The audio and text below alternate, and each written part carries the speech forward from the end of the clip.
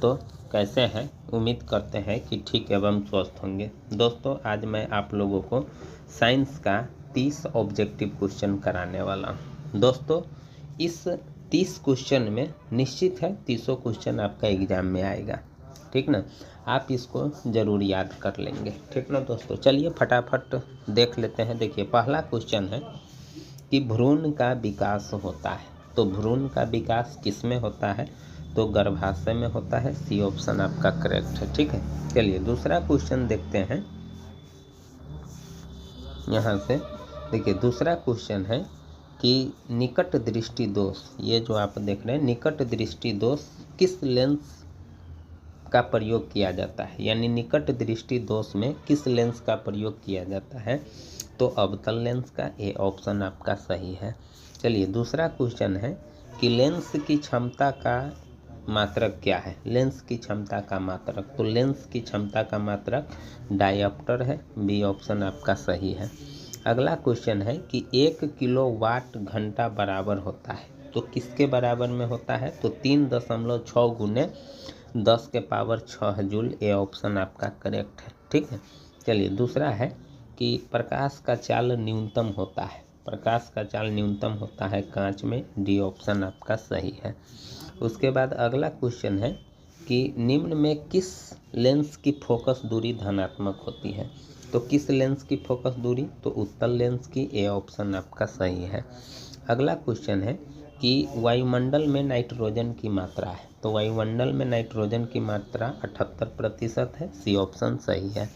अगला क्वेश्चन है कि प्रकृति में पृथ्वी पर ऊर्जा का मुख्य स्रोत क्या है, ठीक ना। तो ऊर्जा का मुख्य स्रोत सूर्य प्रकाश है, ठीक है।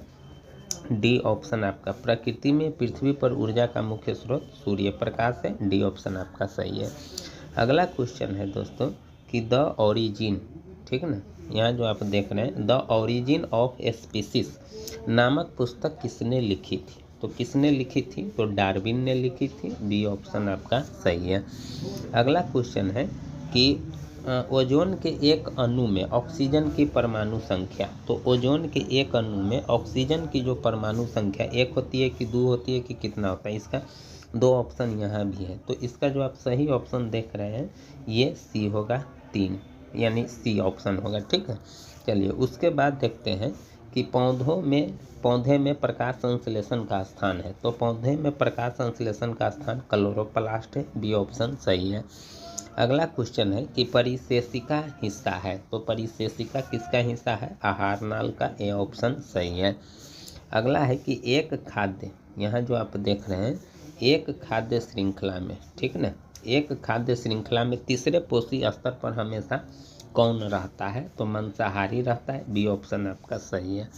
अगला क्वेश्चन है कि निम्न में से कौन से समूहों में केवल जैव निम्नीय करणीय पदार्थ है, तो घास, पुष्प तथा चमड़ा। ए ऑप्शन आपका सही है। अगला है कि देखिए यहाँ जो आप देख रहे हैं इसको मैं थोड़ा छोटा देखिए, किसी विद्युत बल्ब का अनुमतांक 220 वोल्ट है तथा 100 वाट है। जब इसे 110 वोल्ट पर प्रचलित करते हैं तब इसके द्वारा प्रयुक्त शक्ति क्या होती है, तो 25 वाट होती है। डी ऑप्शन आपका सही है। अगला क्वेश्चन है कि निम्नलिखित में से कौन किसी लंबे विद्युत धारावाही तार के निकट चुंबकीय क्षेत्र का सही वर्णन करता है, ठीक ना। तो ये जो आप देख रहे हैं चुंबकीय क्षेत्र की सकेंद्रीय क्षेत्र रेखाओं का केंद्र तार होता है। डी ऑप्शन आपका सही है। उसके बाद अगला क्वेश्चन है कि प्रतिरोधकता का एसआई मात्रक, ठीक ना, प्रतिरोधकता का एसआई मात्रक ओम मीटर है। ए ऑप्शन आपका सही है। अगला क्वेश्चन है कि जब एक से अधिक प्रतिरोध, ठीक है ना, जब एक से अधिक प्रतिरोधक श्रेणी क्रम में जुड़े रहते हैं तब कौन सी भौतिक राशि उनमें से रहती है, तो विद्युत धारा। बी ऑप्शन आपका सही है। उसके बाद अगला क्वेश्चन है कि नवीकरणीय ऊर्जा है, अनवीकरणीय ऊर्जा है, तो अनवीकरणीय ऊर्जा कोयले से प्राप्त ऊर्जा। सी है, ठीक है। अगला क्वेश्चन है कि यहाँ इसको थोड़ा छोटा करता है। यहाँ देखिए अगला क्वेश्चन है कि एक पारदर्शी गोलीय कवच की बाहरी त्रिज्या 20 सेंटीमीटर है तथा भीतरी त्रिज्या 19.8 सेंटीमीटर है, त्रिज्या आपतित प्रकाश के लिए यह कैसा व्यवहार करेगा? तो अवतल लेंस की भांति। डी ऑप्शन सही है। अगला है कि ऊर्जा के 2 अनवीकरणीय स्रोत, ऊर्जा के 2 अनवीकरणीय स्रोत, तो कोयला तथा पेट्रोलियम। सी ऑप्शन आपका सही है। अगला क्वेश्चन है कि उत्तम ऊर्जा का स्रोत वह है, उत्तम ऊर्जा का स्रोत क्या है? तो उत्तम ऊर्जा का जो स्रोत है वो ये सभी गुण हो, यानी सरलता से भी मिल जाए, उसके बाद आयतन और द्रव्यमान में अधिक कार्य करे, भंडारण और परिवहन आसान हो, यानी ये तीनों गुण होना चाहिए। डी ऑप्शन आपका सही है। अगला क्वेश्चन है कि कमरे के ताप पर द्रव अवस्था में रहने वाली अधातु है, तो कमरे के ताप पर ब्रोमीन द्रव अवस्था में रहता है। सी ऑप्शन सही है। अगला क्वेश्चन है कि निम्नांकित में कौन सा युग्म एकल विस्थापन अभिक्रिया प्रदर्शित करता है? तो AgNO3 एवं Cu। बी ऑप्शन आपका सही है। अगला है कि आवर्त सारणी में आवर्तों की संख्या होती है, तो आवर्त सारणी में आवर्तों की संख्या 7 होती है। ए ऑप्शन सही है।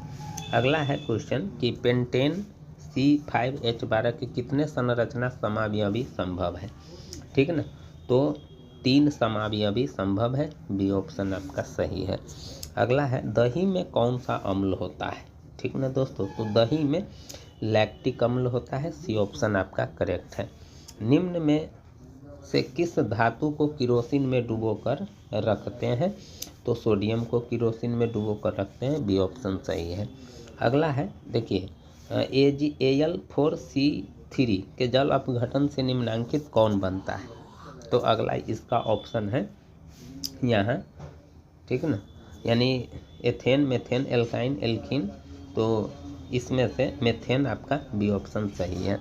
अगला है कि वह धातु, ठीक ना, वह धातु जो सिर्फ अम्लराज में घुलता है क्या कहलाता है?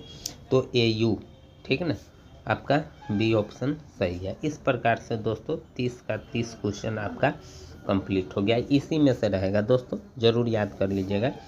वीडियो अगर अच्छा लगा हो तो ज़रूर लाइक कीजिएगा और चैनल को ज़रूर सब्सक्राइब कीजिएगा। एक सब्सक्राइब मेरे लिए बहुत मायने रखता है दोस्तों। फिर मिलेंगे नेक्स्ट वीडियो में। थैंक यू, धन्यवाद, जय हिंद, जय भारत।